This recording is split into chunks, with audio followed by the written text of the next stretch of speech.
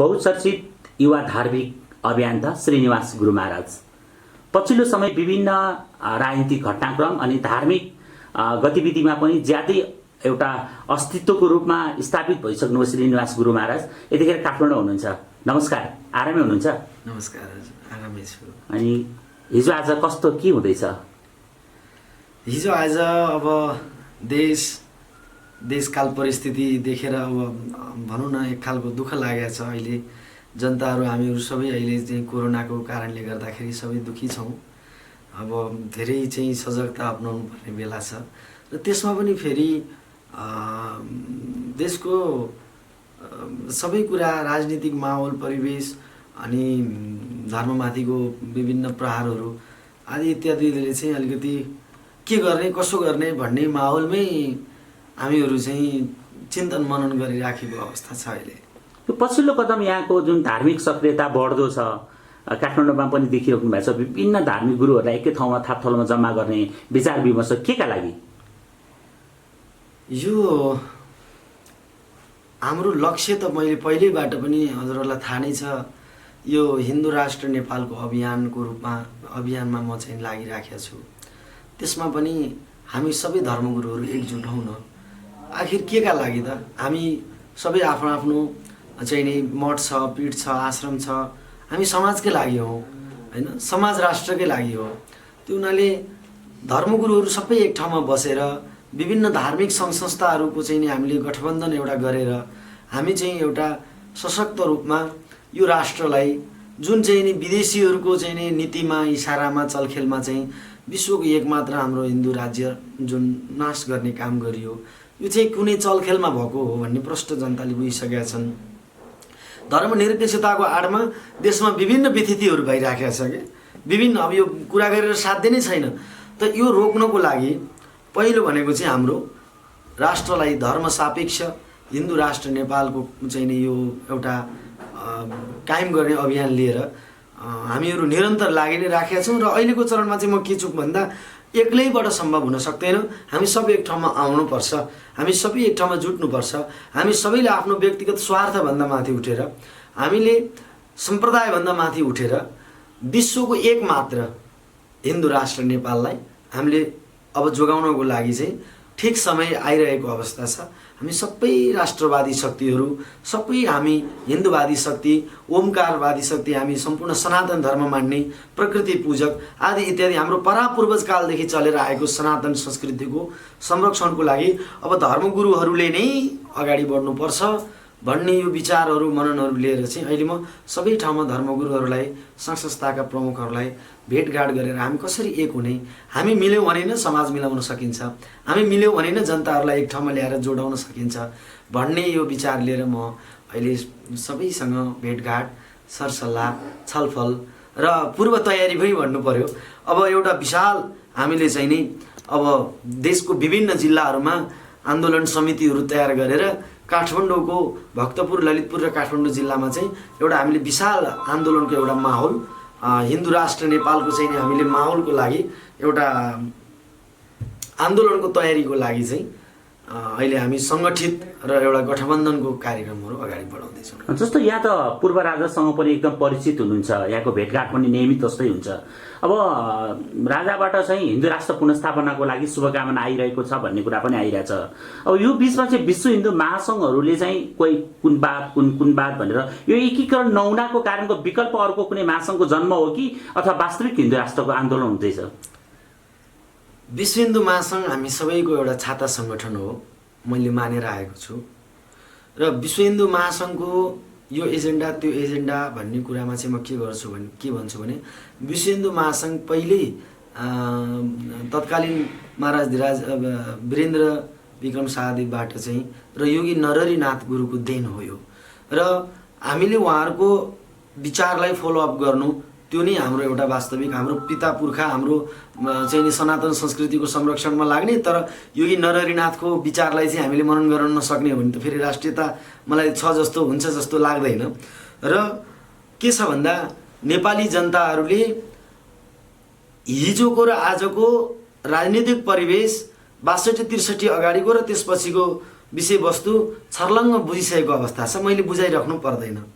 र म एउटा धर्मगुरु भएको नाताले धर्मको विषयमा मैले कुनै कुरामा पनि चुक्नु हुँदैन भन्ने कुरा छ।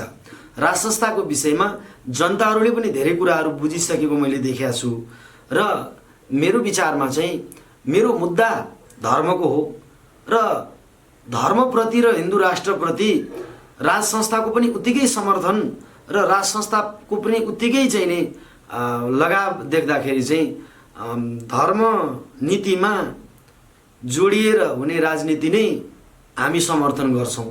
हामीलाई अहिलेको वादले यति दुःख पीडा दिएको अवस्था छ। हेर्नुहोस्, गणतन्त्र भनेका छन्, लोकतन्त्र भनेका छन्, 10औं अर्ब पैसा चाहिँ 2-4 महिनाको लकडाउनमा सिद्धिया छ। कुन जनताले के राहत पाछन्, देशै नरहला भन्ने परिस्थिति छ अहिले। भोलि नेपाल चाहिँ नि के सिक्किम भन्ने देशमा जनता पनि छन्, सबै कुरा छन्, सिक्किम भन्ने ठाउँ पनि नाम पनि छ, सबै कुरो छ, तर देश छैन के। आज नेपाल पनि भोलि त्यही परिस्थितिमा जान सक्छ कि भन्ने चिन्ता एकदमै छ। त्यो हुनाले मेरो विचारमा यो राजनीतिक विषयमा त म त्यति जान्दिनँ, तर मैले सबै पब्लिक र जनताहरूको चाहिँ नि विषयलाई मनन गर्दाखेरि अब जनता चाहिँ यो गणतन्त्र लोकतन्त्र यी चाहिँ नि यी दलका नेताहरूले गरेका विभिन्न भ्रष्टाचार व्यथिति हैन, अब संस्कृति मास्ने, देशको राष्ट्रियता मास्ने यो काममा चाहिँ यिनीहरू फेरि कोही आफूबाट सञ्चालित छैनन्। हेर्नुहोस्, सब बाहिरबाट सञ्चालित छन्, कोही पनि सञ्चालित छैन। यो देशबाट यो माटोबाट सञ्चालित व्यक्ति हामीलाई चाहियो हैन। त्यसमा हुन सक्ला भोलि हामीले धर्मको आवाजहरू उठाउँदै गर्दाखेरि पब्लिकले जनताले सम्पूर्णले चाहिँ नि हामीलाई हिजोको व्यवस्था फेरि चाहियो, यो गणतन्त्रले हामीलाई चाहिँ नि हाम्रो चाहना पुरा गर्न सकेन भन्दाको बखतमा अब त्यो जनताले नै हिजो यो ठुलो सपना देखेर गणतन्त्रको पछाडि लागे, जनताले नै फेरि गणतन्त्र मासेर हामी त हिजोको बरु ठिक रहेछौँ भन्ने दिन पनि आउन सक्ला कि भन्ने मेरो मनन हो। एकदम अर्को कुरा यहाँसँग जोडिहालौँ। यहाँले त गोली समेत लागेको छ यहाँलाई, यहाँ त्यो अवस्थाबाट आज नयाँ जीवन पाएर आइरहनु भएको छ। यो परिवेशमा मुलुकमा यतिखेर अशान्तिमय ढङ्गले भएको छ। एकपछि अर्को हत्याकाण्डहरू पनि भइरहेको छ, धर्मगुरुहरू पनि सुरक्षित भएको देखिरहेको अवस्था छैन। विभिन्न ठाउँहरूमा पुजारीहरूको हत्या भएको छ। अब दिनदाडै राजधानीमा पनि हत्याको श्रृङ्खला जस्तो सुरु भइरहेको छ। यस्तो बेला फेरि तपाईँले हिन्दुत्वको आन्दोलन लिएर आउँदा कतै तपाईँलाई असुरक्षित महसुस हुँदैन? यो हजुरले ठिकै भन्नुभयो, असुरक्षित महसुस त मैले गरेको छु, तर पनि मैले आफूले अपनाउनु पर्ने सबै कुराहरू अपनाएर म त्यही अनुसारले अहिले हिँडिराखेको छु। र हो, मलाई हिजो म माथि प्रहार पनि भयो, पछि मैले 1-1.5 महिनापछि अलि स्वास्थ्य ठिक भइसकेपछि पछि मलाई नै आफैलाई गोली हान्यो भनेर मलाई किसिमको आरोप पनि राज्यले लगाए। अब यो देश यसै गरी यो चाहिँ विभिन्न अनियमितता भएको हुनाले यहाँ पुजारी मारिने, गुरुहरूमाथि गोली प्रहार हुने, व्यासमा बसेको पण्डित मार्ने, शास्त्रमा पनि के भनेको छ भने पञ्चोग्र पापम छलछद्म कारण कुर्रा पिशाच इव निर्दयाश्चय। यो पञ्चोग्र पाप चाहिँ उग्र पाप हुन्छ रे के। कुन पाप भन्दा क्रियापुत्री मार्नु, गौशालाभित्र बाँधेकी गाई मार्नु, कुनाभित्रकी सुत्केरी मार्नु, अनि त्यसपछिबाट व्यासमा बसेको पण्डित मार्नु, गद्दीमा बसेको राजा मार्नु, यो 5वटा पाप यो नेपाल राष्ट्रले भोगेको अवस्था हो। र यो निम्त्याएको पनि अहिलेकै यो गणतन्त्रमा नाचिरहेका चाहिँ यो अग्रस्थानमा बस्नेहरूकै कारणले यो भएको छ। त्यो हुनाले अब यसलाई निमिट्यान्न बनाउनको लागि अब हामीले धर्मको आन्दोलनलाई नै लिएर राष्ट्रमा चाहिँ हामीले ठुलो आमूल परिवर्तन ल्याउनुपर्छ। युवाहरूले देश चलाउनुपर्छ, नयाँ नेतृत्व आउनुपर्छ। यो चाहिँ नि हिजो राजाको पालामा पनि यिनीहरू नै थिए, आज पनि यिनीहरू नै छन्। यिनीहरूले नै गएर विभिन्न चाहिँ नि विदेशीहरूको एजेन्ट भएर काम गरिराखेका छन्। मैले देख्दाखेरि त राजा ज्ञानेन्द्रमा चाहिँ एउटा राष्ट्रियता देखेको छु। देशप्रतिको माया छ भने अगर उसलाई छ, यी नेपालीले चुनेर पठाएको हाम्रो अहिले जुन विश्वास गरेको नेताहरूलाई त्यसको माया छैन। अगर यो माटोको माया छ भने 247 वर्ष आफ्नो पिता पुर्खाले राज्य गरेर निर्माण गरेको यो देशको माया मैले चाहिँ राजालाई छ। तर राजाको एजेन्डा, राज संस्था, राजा ल्याऊ भनेर म आन्दोलन गरेँ। राजाको वरिपरि बस्नेहरू जुन हिजोको जुन थियो नि, अहिले पनि त्यही नै परिवेश देखिएको छ। आज पनि राजाका नामहरू चाहिँ एक किसिमले भजाएर आफ्नो दुनो सोझाउने पारामा आए भन्ने कुरा छ नि, के हो यो? मैले त्यही भएर त भने नि, मैले राजा आऊ, राजा ल्याऊ भनेर चाहिँ मैले एउटा देखावटी त्यसरी चाहिँ कुनै पनि कार्यक्रमहरू गरेका छुइनँ। राज संस्था यो देशको एउटा अभिभावकको रूपमा रहनुपर्छ भन्ने सम्पूर्ण धर्मगुरुहरूको बाहिर मुखले जे बोले पनि मनमा त्यही छ। हेर्नुहोस्, किनभने आज देखियो नि त, हिजोसम्म त हामी केही आशावादी थियौँ यिनीहरूले केही गर्लान् कि भनेर, तर आज देखिन छर्लङ्गै। देशको माया छैन। आज जनताले कति पीडा खेपिराखेका छन्, यो कुराको यिनीहरूलाई मतलबै छैन भने राजाले चाहिँ बारम्बार चिन्तन मनन। हेर्नुहोस्, यो कोभिडको नाममा नेताहरू भ्रष्टाचार गर्दैमा व्यस्त छन्, राजाले चाहिँ मेरो केही थोरै मात्रामा सहयोग भए पनि लागोस् भनेर गरिराखेका छन् होइन। म राजाको नाम बेच्ने, राजाको चाहिँ नि नाम भजाएर चाहिँ नि कुनै अभियान चलाउने अभियन्ता म होइन, म धर्मको अभियन्ता हो। तर धर्मले र चाहिँ नि धार्मिक आन्दोलनले भोलि राजालाई उभ्याउन सक्छ। किनभने हामीले देशलाई माया गर्ने एउटा राष्ट्रको नेतृत्व, राष्ट्रको अभिभावक यो देशमा खोज्या हो, त्यो पाइराखेका छैनौँ अहिलेसम्म। नेताहरूमाथि ठुलो आश थियो। हिजो प्रचण्डलाई विश्वास गरे होइन, बहुमत दिए होइन। यो एमालेको चाहिँ नि अहिलेको चाहिँ नि केपी ओली र प्रचण्डमाथि फेरि पनि बहुमत दिए होइन जनताले। तर अब जनता बाठो भइसकेका छन्, अब जनताले बुझिसकेका छन्। हिजोको जस्तो टीका लगाएर तिमी आज प्रधानमन्त्री भयो भन्ने राज संस्था फर्किन्छ भनेर त मैले आश गरेको छैन यो देशमा। र मूर्ति जस्तो एउटा पूजा मात्रै गरिरहने, सांस्कृतिक रूपमा चाहिँ मूर्ति जस्तो राजा मात्रै भनिरहने, त्यो किसिमको पनि सुहाउँदैन, सम्भव हुँदैन। यो दुईटा बीचको मिडलमा ठिक्क अभिभावकीय देशको अभिभावक त चाहियो नि। राष्ट्रपति कसैको गोजीको व्यक्ति बसेर त भएन नि राष्ट्रपति। एउटा कुरा, अर्को कुरा पनि यहाँ जोड्यो यहाँ राजावादीहरूले चाहिँ यतिखेर के भनिरहेछन् भन्दा राजा चाहिँ त्यो जुन अहिले सेरेमनी किङको कुरा आइरहेको छ, राजा सांस्कृतिक राजाका कुराहरू आइरहेछन्, यी राजा होइन। अब सक्रिय राजतन्त्र कुरा गुरुले त स्थापित हुन सक्ने अवस्था त छैन भन्ने कुरा पनि आयो। जस्तो यो सक्रिय राजतन्त्र भन्दा धर्मको मेरुदण्ड, राष्ट्रको मेरुदण्ड चाहिँ जनताको चाहना हुन सक्ला नि होइन? राजतन्त्रात्मक प्रजातन्त्र मेरो भनाइ चाहिँ यो परिवेश सम्भावना हुन सक्छ भन्ने मैले देखेको छु।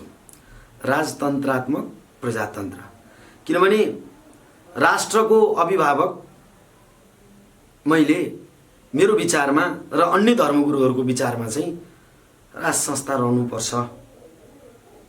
र के छ भन्दा मैले यस्तो राजामा एउटा यस्तो गुण देखेको छु कि देशमा यस्तो परिस्थिति आयो, हिजो पत्रकारहरूले जिस्क्याउँदै गिज्याउँदै चाहिँ दरबारबाट बहिर्गमन गर्दाखेरि राजा मुसुक्क हाँसेर आफैले गाडी चलाएर चाहिँ राजा नागार्जुन प्रवेश गर्दाखेरिको अवस्थादेखि अहिलेसम्म मैले विचार गर्दाखेरि यो विश्वमा कहीँ पनि यस्तो इतिहास छैन जहाँ राजा यति सजिलै बहिर्गमन भएर फेरि जनताको मनमा बसेका छन्। आज राजाको एक ठाउँमा चाहिँ उपस्थिति हुँदा 1 घन्टा अगाडि मात्र किन थाहा नहोस्, त्यहाँ लाखौँको भिड लाग्छ। किन त? त्यहाँ हेर्न सकिन्छ नि। पछिल्लो क्रम त यहाँको कार्यक्रममा पनि राजाको सवारी भएको थियो नि। एउटा कुरा के भने, म देश बेच्ने विदेशीको एजेन्ट भएर काम गर्ने नेतालाई भन्दा यो देशको माटोलाई माया गरेर सधैँ राष्ट्रको चिन्तन गरेर बस्ने राजालाई म समर्थन गर्छु। यो चाहिँ मेरो व्यक्तिगत विषय हो। तर भोलि आन्दोलनको भिड, भोलि आन्दोलनको धार्मिक आन्दोलनको माहौलमा भोलि त्यहाँ राजतन्त्रको मुद्दा के बन्छ कसो बन्छ त्यो म भन्न सक्दिनँ। मेरो व्यक्तिगत विषयमा चाहिँ म देश बेच्ने र विदेशीको एजेन्ट नेताहरूभन्दा राजा जो देशको विषयमा चिन्तन गर्ने उहाँलाई मेरो समर्थन छ, मेरो व्यक्तिगत रूपमा भन्छु। तर सार्वजनिक रूपमा हामीले आन्दोलन र अभियानहरू चालेर जाँदाखेरि चाहिँ त्यहाँ चाहिँ जनताको भिडले नै राज संस्था हटाएको हो, जनताको भिडले नै राज संस्था ल्याउनुपर्छ, ल्याउँछ, त्यसमा मलाई विश्वास छ। म चाहिँ कुनै राजनीतिक एजेन्डा बनाएर राजनीतिक मुद्दा बनाएर उठेको सन्त होइन। म धार्मिक मुद्दामा चाहिँ म सक्रिय भएर मेरो देशमा फेरि पनि ज्यान बाजी लगाउनुपर्छ, म मर्नुपर्छ भने पनि यो हिन्दू राष्ट्र अभियानको लागि चाहिँ म तयारी भएर चाहिँ मर्न पनि पछि नपर्ने गरी म तयारी भएर अगाडि बढ्दैछु। हजुर भनेपछि अब एउटा कुरा हजुरले अघि भन्नुभयो, राष्ट्रवादीहरूले यो गरे त्यो गरे, जसले राजाको नाम बेचेर चाहिँ बाहिर दुनियाँ नाटक वृत्ति काम गरेर हिँड्छ भनेदेखि त्यो राजावादी हुँदै होइन। वास्तवमा त यो चाहिँ नि झन् बिगार्ने चाहिँ नि काम जस्तो मलाई लागेको छ। किनभने यदि त्यस्तो हुन्थ्यो भने यहाँ राज संस्थाको नाममा र राष्ट्रवादीको नाममा चाहिँ हजारवटा संस्था खुल्नुपर्छ। किन एकता छैन त यिनीहरूमा? किन एक आपसमा खुट्टा तान्ने प्रविधि छ? किन एक हुन सक्दैनन् त भन्दाखेरि वास्तवमा मनभित्र हुन्छ क्या त्यो विचार, माया होइन। त्यो बाहिर देखावटी गरेर हामी यो वादी त्यो वादी भनेर राजाको नाम बजाउनेहरू, राजालाई भनौँ न राजाको नाम लिएर कहिले माघ यति गते राजा दरबार पस्ने, कहिले यो गर्ने त्यो गर्ने भने भ्रम फिजाउनेहरू वास्तवमा असली राजावादी होइनन्। र म चाहिँ कुनै बात भन्दा पनि म धर्मगुरु हो, मैले धर्मको सवालमा चाहिँ मर्न पनि पछि हट्दिनँ। राज संस्थाको मुद्दाको विषयमा चाहिँ त्यो भोलि आन्दोलनको माहौल र भिडले नै जन्माउने र निकाल्ने कुरा हो। त्यसमा भोलि जनताले होइन हामीले त हिन्दू आन्दोलन त चर्कायौँ, तर हिन्दू आन्दोलनमा चाहिँ हिन्दू सम्राट राजालाई ल्याउनुपर्छ भनेर जनता नै लाग्यो भने मेरो के लाग्छ। तर मेरो एजेन्डा चाहिँ पहिला सुरु धर्मको एजेन्डा हो, मेरो हिन्दू राष्ट्रको एजेन्डा हो। हिन्दू राष्ट्रको एजेन्डामा जनताले भोलि हिन्दू राष्ट्रको संरक्षक देशको अभिभावक राजा नै चाहिन्छ भने मेरो के लाग्छ र। मैले अलिकति प्रसङ्ग बदलौँ। यो पछिल्लोचोटि पूर्व प्रधानमन्त्री बाबुराम भट्टराईले नयाँ कुरा लिएर आउनु भएको छ। त्यो कुरा कस्तो आयो भन्दा अहिले जुन अयोध्याको माडीमा राम मन्दिर बनाउने भन्ने प्रधानमन्त्रीको प्रस्ताव आयो भन्ने बित्तिकै उहाँ आत्तिएर एकाएक रूपमा फेरि उहाँले अस्पताल बनाए हुन्थ्यो, किन मन्दिर चाहियो भन्दा यो विवादित कुरा बाबुराम जस्तो व्यक्तित्वबाट आइरहनु यहाँले कसरी लिनुभएको छ यसलाई? हेर्नुहोस्, यो हाम्रो धर्ममाथिको प्रहारमा लागेका यी नेताहरू जति पनि छन्, बाबुराम भट्टराईजी उहाँ स्वयं उहाँको पिताजी बहुत धार्मिक व्यक्ति हुनुहुन्छ, उहाँ एउटा हिन्दूकै छोरा हो। तर के छ भन्दा कसैको नुन खाएपछि सोझो गर्नु पर्यो नि, होइन र? त्यो नुनको सोझो उहाँले गर्नुभयो होला। राम मन्दिर त हेर्नुहोस् जहाँ पनि बनाउनुहोस्, यहाँ काठमाडौँमा पनि बनाउनुहोस्, तपाईँ पूर्वमा पनि बनाउनुहोस्, तपाईँ पश्चिममा पनि बनाउनुहोस्, एउटा धार्मिक आस्थाको केन्द्र।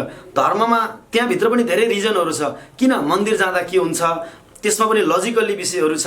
मन्दिरमा गएपछि चाहिँ हाम्रो एउटा संस्कार सभ्यता परम्परा जोगिने विषयहरूदेखिबाट लिएर धेरै कुराहरू, होइन? मन्दिरमा जाँदाखेरि कुनै व्यक्तिले गएर चाहिँ एउटा आफ्नो मनको चाहिँ पीडाहरू पोखेर एउटा भगवानको दर्शन गर्ने भनेर चाहिँ उसको मनस्थितिलाई उसले परिवर्तन गरेर आउन सक्ने त्यो एउटा केन्द्र हो, होइन? र मन्दिर जहाँ पनि बनाउँदा हुन्छ। तर बाबुराम भट्टराईजीले मन्दिर किन बनाउनु पर्यो भनेर विरोधाभास गर्नुको विषय चाहिँ के हो भन्दाखेरि उहाँले वफादारी कुत्ता बनिदिनु भएको विदेशीको एजेन्टको। किन वफादारी कुत्ता भने कुकुरले त वफादारी त गर्छ नि त घरमा पालेपछि हो। उहाँ पनि नेपालको माटोबाट सञ्चालित व्यक्ति होइन, आफ्नो नेपाल स्वदेशबाट सञ्चालित व्यक्ति होइन। उहाँहरूले त हिजो डलर खाइसक्नु भएको छ, पैसा खाइसक्नु भएको छ। विभिन्न चाहिँ नि धर्म परिवर्तन गराउने संस्थाहरूको चाहिँ नि उहाँहरूले नुन खाइसकेपछि त्यो नुनको सोचो गरेन भने त उहाँलाई भोलि अप्ठ्यारो पर्छ नि। त्यो भएर उहाँले त्यसरी बोले हो। त्यो कुरा हामीले बुझेका छौँ, नेपाली जनताले बुझेका छन्, त्यो उहाँ कराइरहनुहुन्छ त्यो कुरा। अन्तिममा जस्तो यहाँलाई हामीले सोध्न छोडेका विषय र यहाँलाई भन्न मन लागेको कुरा केही छ भनिदिनुहोस् न। मलाई एउटै कुरा भन्न मन छ, सम्पूर्ण अहिले यो हाम्रो हिन्दू अनलाइन टेलिभिजन लाई अवलोकन गर्नुहुने सम्पूर्ण महानुभावहरूलाई म के अनुरोध गर्छु भने हामीहरू सबैमा कसैमा केही न केही क्षमता छ, हामीहरूमा त्रुटि पनि हुन्छ। हेर्नुहोस्, त्रुटि नभएको त भगवान् मात्रै हो, 32 गुणले लक्षणले युक्त, होइन? त्यो हुनाले कतिपय कुरामा सबै हामी हाम्रो आफ्नो आफ्नो तब्काबाट सानो सानो कमजोरी हुन सक्ला, तर त्यो कुरालाई सुधारेर हामी सबै हिन्दूवादीहरू एक ठाउँमा जम्मा हौँ। म कुनै राजनीतिक एजेन्डा र विषय लिएर उभिएको व्यक्ति होइन, म धर्मको एजेन्डा लिएर उभिएको छु र हामीहरू सबै एउटा धार्मिक माहौलमा स्ट्यान्ड हुनु जरुरी छ। देशै रहने हो कि नरहने हो भन्ने परिस्थितिमा आजको माहौल गुज्रिरहेको अवस्था छ। देशमा अहिले जनता यति पीडित छन्, हेर्नुहोस्, सबै व्यवहार अर्थ सबै डामाडोल छ। अहिले कतिपय गरिब जनताहरू खान नपाएर मरेका छन्, कतिपय आत्महत्या गरेर मरिराखेका छन् भने यो देशमा नयाँ युवा पिँढीको समय अब ल्याउनुपर्छ। यी बुढा भएका पितृ भइसकेका पेन्सन पाइसकेका यी राजनीतिज्ञ बुढाहरूलाई चाहिँ नि पन्छाएर हामीले नयाँ युवाहरूबाट देश चलाउने एउटा माहौल सिर्जना गरिदिनु छ। धर्मको स्थापना, विश्वको एकमात्र हिन्दू राष्ट्र नेपाल हामीले कायम गराउनुपर्छ। यसको लागि हामी सब एकजुट हौँ, सबै सङ्घ संस्था, सबै धार्मिक गुरुहरू एउटै मञ्चमा बसौँ, सबैको विचारलाई मन्थन गरेर अनि